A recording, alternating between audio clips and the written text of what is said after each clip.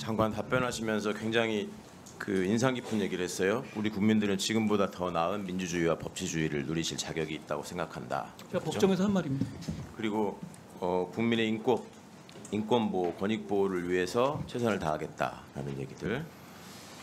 그거 관련해서 참 묻고 싶은 건 많은데 시간이 한정돼 가지고 그런데 제가 지난번에 정무직 공무원하고 정치인의 차이에 대해서 말씀을 드린 적이 있고 정무직 공무원으로서 정치적 중립을 지켜야 되는 의무에 대해서도 설명을 드린 바가 있어요. 역시 헌재 결정에 근거해서.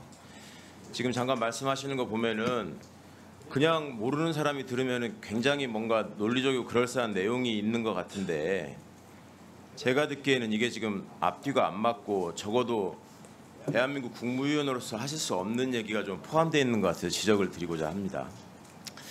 인사검증과 관련해서 책임 여부를 물으니까 제가 알았다면은 그렇게는 하지 않았을 것이다라는 말씀을 반복하고 계세요. 그 장관의 보좌기관으로서 인사검증관리단을 설치를 하고 또 청와대하고 협업을 하고 하는 과정에서 이게 법무부에 두는 게 맞냐라는 논의가 있었을 때 아니 이런 문제가 생기면 저한테 묻고 저를 질타하시지 않겠습니까? 라고 말씀하신 적이 있잖아요. 그래서 질타를 받고 있는 거고요. 그런데 거기에 대해서 질타를 받는 사람의 태도는 그래서는 안 돼요. 과거에 잘 기억하겠지만 저기 철책선이 뚫려가지고 누가 월북하거나 월남하는 사람을 발견하지 못하고 이러는 경우 있어요. 그 병사들이 실수를 하는데 사단장이 보직해임 당합니다. 그때 사단장이 언론에 나서가지고 뭐 책임감은 느낍니다만 앞으로 제도 개선을 해야지 이걸 어떻게 다 막을 수 있겠습니까? 한계가 있습니다라고 변명하는 거 본 적 있어요?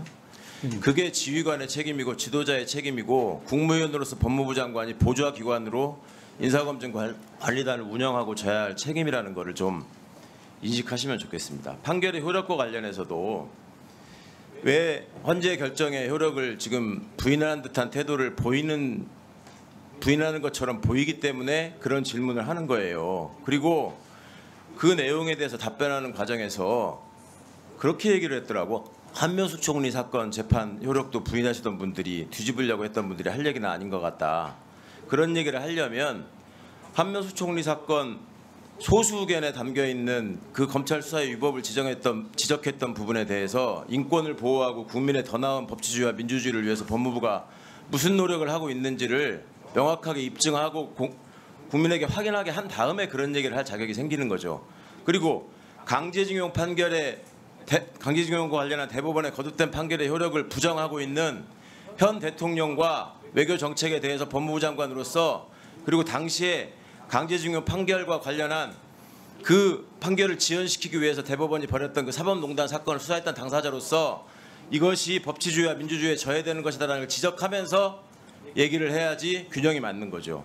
소수 의견에 4사람이나 되는 분이 제 의견을 동조했기 때문에 저도 할 말이 있습니다라고 얘기할 게 아니라 대한민국의 법치주의와 민주주의 시스템에 의해서 이런 결정이 나왔으면 그동안에 본인이 주장했던 바가 받아들여지지 않은 점에 대해서 국민께 일단 사과를 드리고 그리고 그 소수 의견에서 지적한 점에 대해서도 고려해 주셨으면 좋겠다 하고 나오는 게 맞는 것이지 한명숙 총리 소수 의견은 한마디도 얘기하지 않는 사람이 본인과 관련된 거에 대해서 소수 의견을 얘기한다는 것도 앞뒤가 안 맞는 거라고 생각합니다. 자, 지금 인사검증 과정에서 본인이 얘기를 하지 않는데 어떻게 알 수 있느냐라고 얘기했어요. 지금 얘기하지 않았습니까? 정순신 실명을 검색해도 판결정보 검색 시스템에 나온다. 그리고 대한민국 공영방송의 메인 뉴스에서 보도한 사건이고 거기에 A씨라고 했건 기혁씨라고 했건 누구나 다 이 사람이 누구인지 짐작할 수 있는 일이고 통상 법무부와 대검의 관행상 대변인실은 그런 보도가 있으면 그게 누군지를 확인합니다. 근거를 알려드릴까요? 2020년 봄에 그 문제가 됐던 부산고검 차장 한동훈, 법무부 대변인 권순정, 대검 수사정보기획관 손준성 3사람의 단톡방이 문제가 된 적이 있어요. 그때 기억하죠, 권순정 실장? 대변인하면 대변인이 왜 여기 끼어 있느냐 얘기하니까 대변인은 주요 사건이 발생했을 때 그 당사자와 관련해서 사실관계를 파악할 필요가 있기 때문에 그 단톡방에 포함되어 있었다. 그때 보도에 한동훈이라는 이름 한자도 안 나왔어요. 윤석열 최측근이라고만 나왔지. 그럴 때는 그렇게 열심히 파악하면서 수백 차례 단톡방을 만들어서 했다는 사람들이 이 건에 대해서는 우리는 알 수 있는 방법이 없었다. 나는 그때 당시 근무했지만 몰랐다. 이런 얘기를 하면 국민들이 설득력 있게 받아들여지질 않고 그것이 국민의 기본권을 보호하겠다고 하는 법무부 장관이 하는 솔직한 해명이라고 받아주지 않는단 말입니다. 자, 계속 얘기해요. 검수완박법인 위헌입니다라고 얘기해요. 그렇게 정치적인 용어니까 쓰지 말라고 해도 계속 반복해요.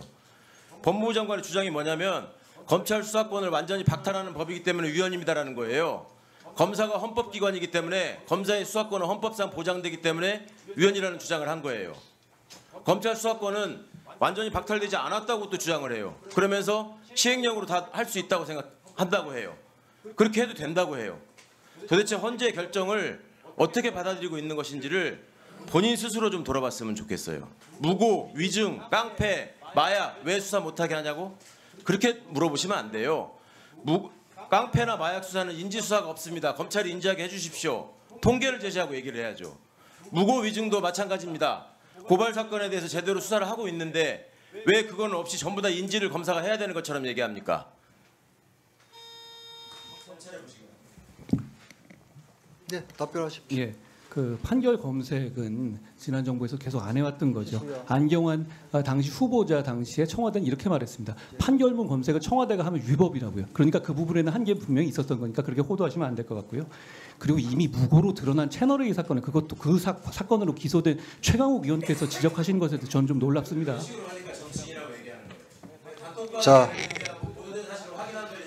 정리해 주십시오. 어떤만 말만 있으면 입만 열면 프레임 전환을 하려고 그러고 정리해 주십시오. 그 말씀을 조금 상고해 주십시오. 여기서 아니 그게 아니고 버릇이라든지 이런 용어들은 적절치 않다고 봅니다.